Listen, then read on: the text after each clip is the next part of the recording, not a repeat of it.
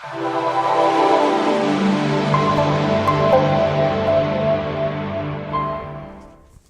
everybody, this is Tina Hallis with The Positive Edge.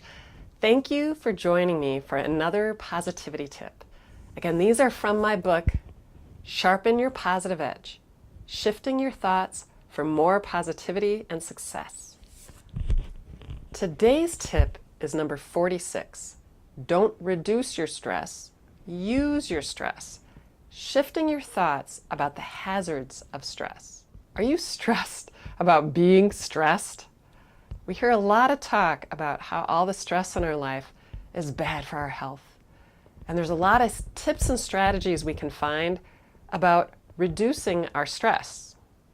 But what if there was more to the story? In fact, recently there's been some really interesting research about stress and how it's important to pay attention to our attitude, how we think about the stress in our lives. If we think the stress is bad for us, there's a good chance it will be. Let me tell you about a study they did with 3,000 individuals in the US. They asked everybody 2 questions. 1, how much stress have you experienced in the past year? 2, do you believe that stress is harmful to your health? So 8 years later, they looked at the death records to see who out of this group had died. The results were stunning. The people who had indicated that they had experienced high levels of stress and they believed that stress was bad for them had a 43% increased chance of dying. So what's so stunning?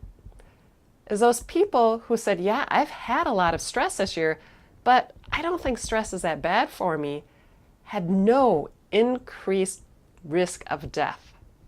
In fact, they had the lowest risk of any group in the study. Wow.